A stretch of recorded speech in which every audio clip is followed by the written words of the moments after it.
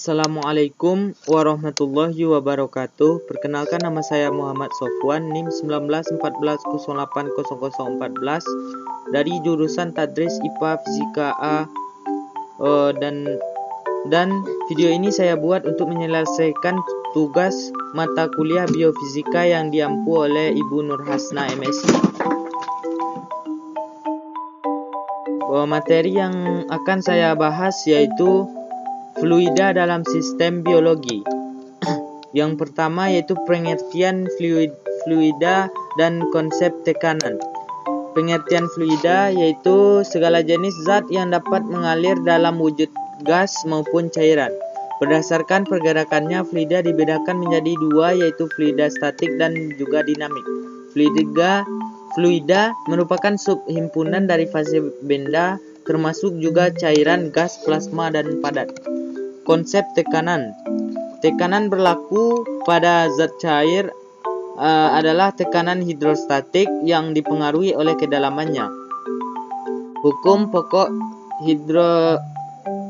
hidrostatik, tekanan yang dilakukan oleh zat cair besarnya tergantung pada kedalamannya, yaitu P sama dengan U kali G kali H. Yang materi selanjutnya yang saya bahas yaitu kerja jantung. Proses sirkulasi darah manusia terjadi dengan adanya kontraksi otot jantung, dan darah mengalir melalui sirkulasi sistematik dengan tekanan puncak sekitar 1000 mmHg atau 16 kPa dari setiap siklus jantung. Pada fase istirahat, tekanan biasanya adalah 80 mmHg dan 10,5 kPa, dan karena jantung juga melakukan kerja, jantung juga dikatakan mempunyai daya laju pemakaian energi yang dilambangkan dengan delta E atau delta T oleh jantung, dan yang sebanding dengan volume darah yang dipompa tiap waktu pada tekanan konstan atau P. Daya sendiri dapat dicari dengan rumus delta E atau per delta T sama dengan P kali delta V atau P dibagi dengan delta T. Yang ketiga yaitu prinsip fluida pada aliran darah manusia. Aliran darah sebagai fluida dinamis. Fluida ditinjau ketika seseorang bergerak. Persamaan Bernoulli merupakan persamaan dasar dalam hidrodinamika untuk menjelaskan fenomena fisis yang berhubungan dengan aliran fluida. Dengan persamaan P ditambah PGH ditambah 2 PV2 sama dengan konstan. Yang selanjutnya aliran darah sebagai fluida statis.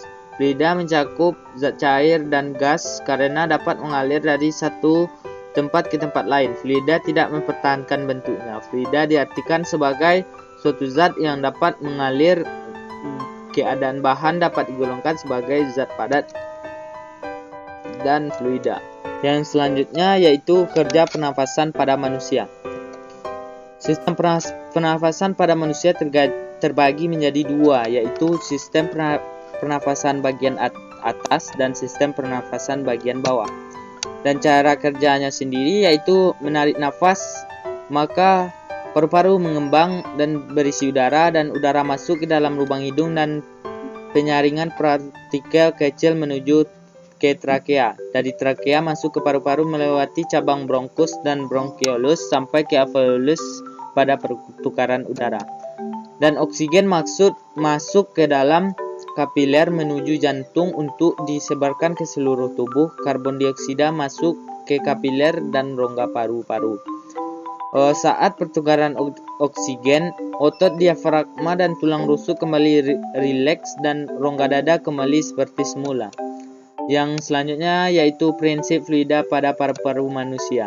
Di dalam paru-paru terjadi pertukaran gas antara udara di dalam alveolus dengan darah pembuluh kapiler alveolus. Pertukaran gas ini terjadi sesuai dengan hukum Fick yang diperhitungkan kecepatan perpindahan gas dari satu medium ke medium lain, yaitu V gas sama dengan SA kali dx dalam kurung P1 dikurang P2 per T. Sesuai dengan hukum Fick, dapat diperkirakan bahwa perpindahan gas di dalam paru-paru terjadi secara optimal pada saat alveolus sedang mengembang, karena pada saat tersebut luas permukaannya besar dan ketebalannya kecil. Penyakit tertentu, misalnya edema paru, terjadi karena adanya penumpukan cairan di dalam rongga alveolus yang meningkatkan ketebalan membran yang harus dilalui gas, sehingga laju difusi gas menjadi berkurang dan mengganggu pernafasan.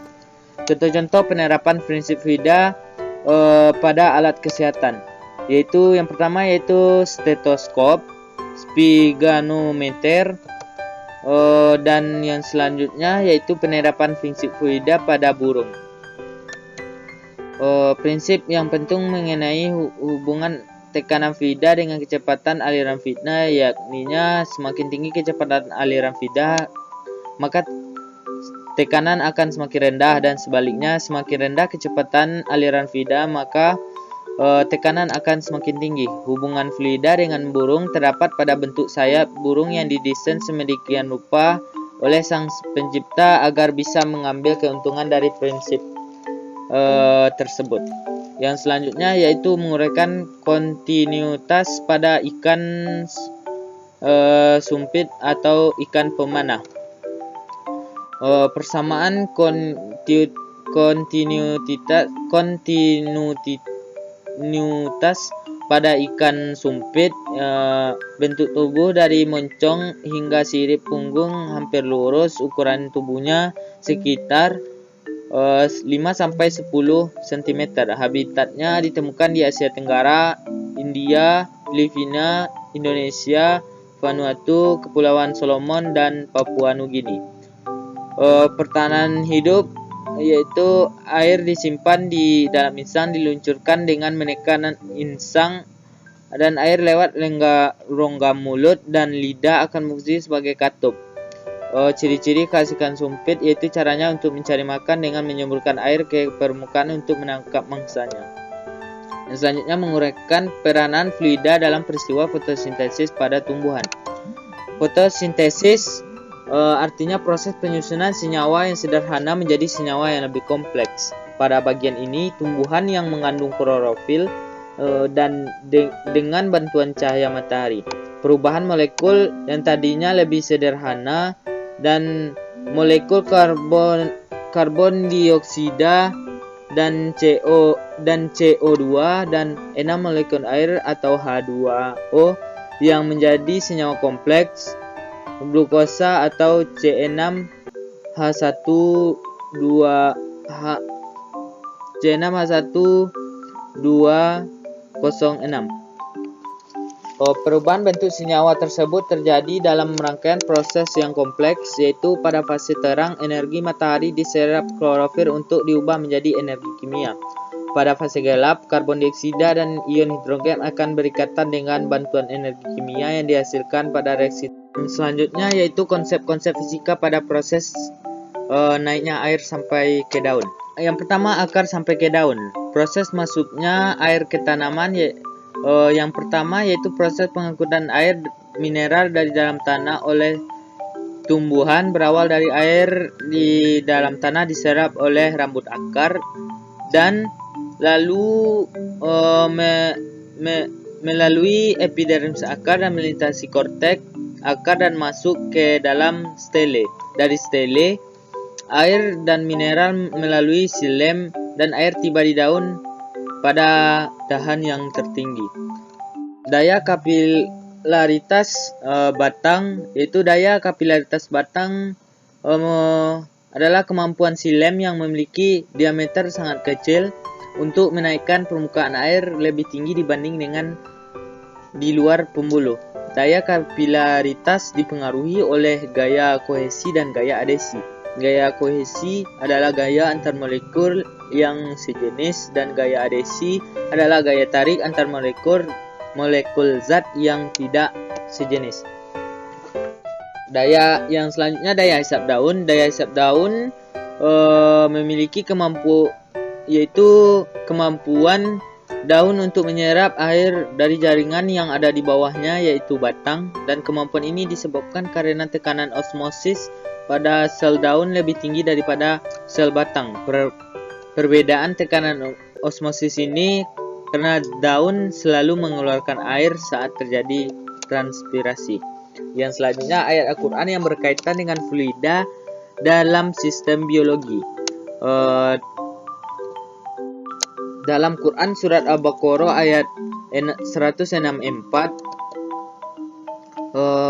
arti ayat ini jelaskan proses terjadinya hujan. Hal ini juga dikaji dalam ilmu pengetahuan sains yang diperinci kembali dalam konsep fluida.